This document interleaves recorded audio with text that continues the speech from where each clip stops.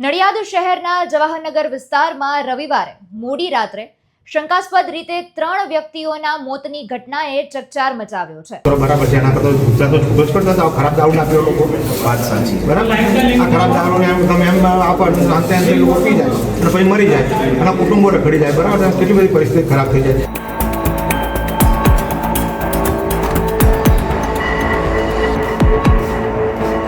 इन लोगों ने कोई जीरा सोडा की बोतल लेके ये 3 लोगों ने पी थी और उनके नज़र के सामने पी थी और उसमें से एक बंदा वहीं पे बेभान हो गया था और 2 लोग कहीं जाते जाते थोड़े टाइम में 5-10 मिनट में ही बेभान हो गए थे।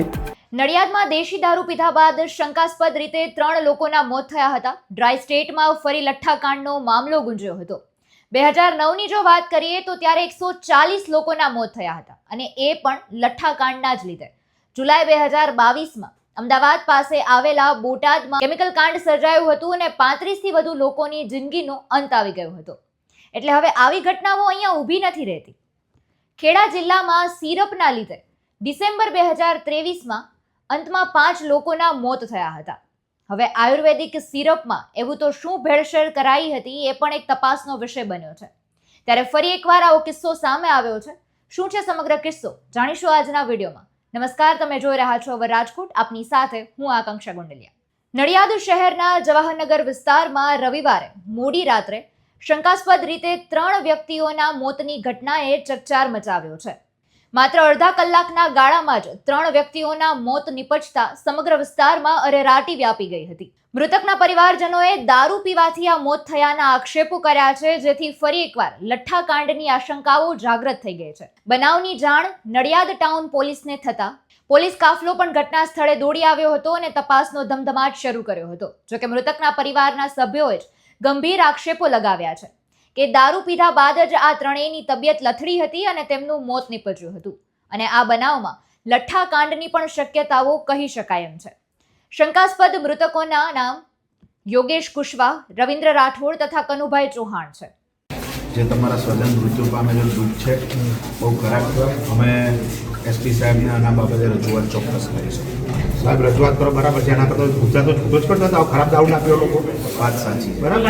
આ ખરાબ દારૂને એમ તમે એમ આપો અંતે અંતે લોકો પી જાય અને પછી મરી જાય અને કુટુંબો રખડી જાય, બરાબર। કેટલી બધી પરિસ્થિતિ ખરાબ થઈ જાય। કોઈ કુટુંબનો સભ્ય ના હોય તો કુટુંબની પરિસ્થિતિ કેટલી ખરાબ થઈ જાય। હવે 2,500 રૂપિયા મહિને પેન્શનનું આવત તો એ છોકરાને મદદરૂપ થાત ને। ના, ચોક્કસ તમારી વાત સાચી છે, પણ જે બનાવ બન્યો છે ખૂબ દુઃખદ છે। અમે અમારા લેવલથી ઉચ્ચ કક્ષાએ ચોક્કસ રજૂઆત કરીશું।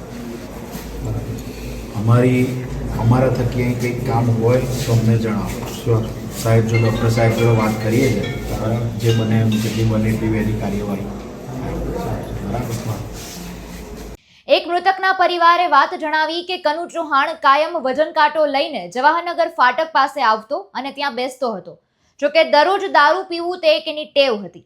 આજે સાંજે પણ તેણે પીધો હશે એટલે તેની તબિયત લથડી। જોકે પરિવારને જાણ થતાં તેઓ ત્યાં પહોંચ્યા હતા અને 108ને પણ જાણ કરાઈ હતી। જોકે ડોક્ટરોએ બાદમાં તેને મૃત જાહેર કર્યો હતો। જય મહારાજ સોસાયટી પાસે પણ તપાસ હાથ ધરાઈ છે। બનાવના પગલે સ્થાનિક પોલીસની સાથે સાથે જિલ્લાની એલસીબી, એસઓજી, ડીવાયએસપી, આઈબી સહિતનો કાફલો પણ ઘટના સ્થળે દોડી આવ્યો હતો અને તપાસનો દોર શરૂ કરાયો હતો। कल रात को नडियाद टाउन पोर्शन का जो जवाहरनगर विस्तार है वहाँ से 3 लोगों को सिविल हॉस्पिटल एडमिट किया गया था और हॉस्पिटल से वर्दी आई थी 9 बजे तकरीबन के पुलिस स्टेशन में कि 3 लोगों की सस्पिशियस डेथ हुई है। तात्कालिक हम सब लोग वहाँ पहुँच गए थे और ये मामलों को गंभीरता से लेके उनका अननेचुरल डेथ रजिस्टर करके पुलिस इंस्पेक्टर नडियाद टाउन उसने इन्वेस्टिगेशन तुरंत स्टार्ट कर दिया और इन्वेस्टिगेशन जो है उसमें क्योंकि जो उसके परिवारजन है उसका आक्षेप ये था कि कुछ न कुछ इन लोगों ने पिया हुआ है, तो तात्कालिक जो घटना स्थल था वहाँ पे विजिट करके जो आई विटनेस था एक, वो आई विटनेस को पूछने से अभी जो भी माहिती मिली है उनका कहना यह है कि इन लोगों ने कोई जीरा सोडा की बोतल लेके ये 3 लोगों ने पी थी और उनके नज़र के सामने पी थी और उसमें से एक बंदा वहीं पे बेभान हो गया था और 2 लोग कहीं जाते जाते थोड़े टाइम में 5-10 मिनट में ही बेभान हो गए थे। तो मामला को गंभीरता से लेकर फॉरेंसिक्स लेबोरेटरी में रिपोर्ट भेजा गया था। उसमें मिथेनॉल जो था वो मिथेनॉल की हाजिरी नील आ रही थी, मतलब 0 आ रही थी, उसकी प्रेजेंस नहीं थी।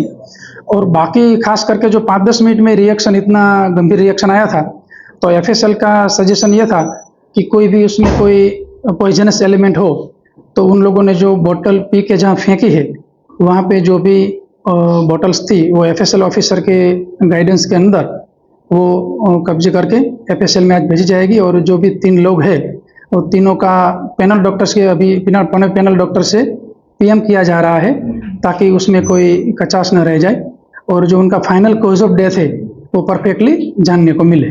सर, जो जिस तरीके से बात आ रही है कि जहरीली शराब से मौत हुई है, तो उसके क्या नहीं, अभी तक ऐसा नहीं कह सकते क्योंकि जो जहरीली शराब का जो बात है तो उसमें मिथेनॉल का कंटेंट होता है, तो मिथेनॉल का कंटेंट बिल्कुल नहीं है इसमें, वो 0 है। ब्लड सैंपल हमने एफएसएल में भेजा, उनका रिपोर्ट भी आ गया है।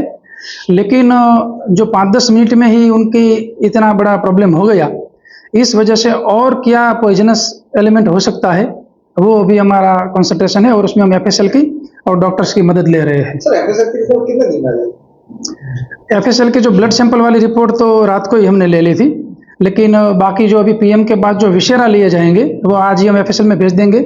और जो बनाव स्थल का पंचनामा करके जो बॉटल सस्पिशियस बॉटल्स जो कब्जे की गई है तो वो भी आज ही एफएसएल में भेजेंगे। उसके बाद जितना भी हो सके इतना जल्दी एफएसएल से ये रिपोर्ट ली जाएगी। मिलने वाले सभी लोग कहाँ के हैं? उसमें से 2 लोग ये जवाहरनगर विस्तार के हैं और जो तीसरा है वो वहाँ से 2-1 किलोमीटर की दूरी पे रहता है। जो वो लोग हैं मतलब तीनों एक दूसरे को पहचानते हैं लेकिन इतने खास दोस्त है ऐसा भी कहना वो नहीं है क्योंकि उनके परिवारजन की पूछपरछ की है।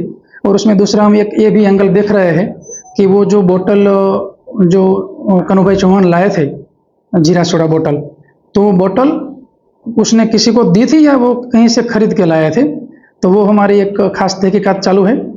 और जो बोतल जो आई विटनेस के सामने उन्होंने पी थी तो आई विटनेस को भी उन लोगों ने ऑफर किया था कि तू भी सोडा पी, और एक बच्चा था उनको भी ऑफर किया था, लेकिन वो लोग ने नहीं पी थी और उन लोगों ने पी और ये वारदात हुई थी। तो हमारा बस अभी मेन फोकस इस पे है कि वो कौन सा केमिकल था, ये बोतल कहाँ से लाए थे, तो उसके बाद पता चल जाएगा कि फाइनल कॉज ऑफ डेथ क्या है। और उसमें अगर कुछ भी गुनाहित ध्यान में आता है तो गुना रजिस्टर करके आगे की कार्यवाही की जाएगी। વધુમાં ગાંધીનગરની સ્ટેટ મોનિટરિંગ સેલે પણ આ બનાવ સ્થળની તપાસ હાથ ધરી છે। લઠ્ઠાકાંડની આશંકાએ જોર પકડ્યું છે અને સોડિયમ નાઇટ્રેટના કારણે આ ઘટના બની છે કે કેમ તે બાબતે પણ તપાસ ચાલુ છે। સાથે જ શહેરમાં આવા દેશી દારૂના અડ્ડાઓ પર યુદ્ધના ધોરણે કાર્યવાહી થાય તેવી પણ માંગ અત્યારે પ્રબળ બની છે। ત્યારે હવે આમાં દારૂ વહેંચવાવાળાની ભૂલ છે, દારૂ લેવાવાળાની, કે પછી તંત્રની જેટલી બધી ઢીલાશ છે કે આ બધું જ બની રહ્યું છે? હવે એ વિશે તમે શું કહેશો એ કમેન્ટમાં જણાવજો અને આવી જ અવનવી અપડેટ્સ માટે અવર રાજકોટના પેજને લાઇક, શેર અને સબસ્ક્રાઇબ કરવાનું ન ભૂલતા। નમસ્કાર।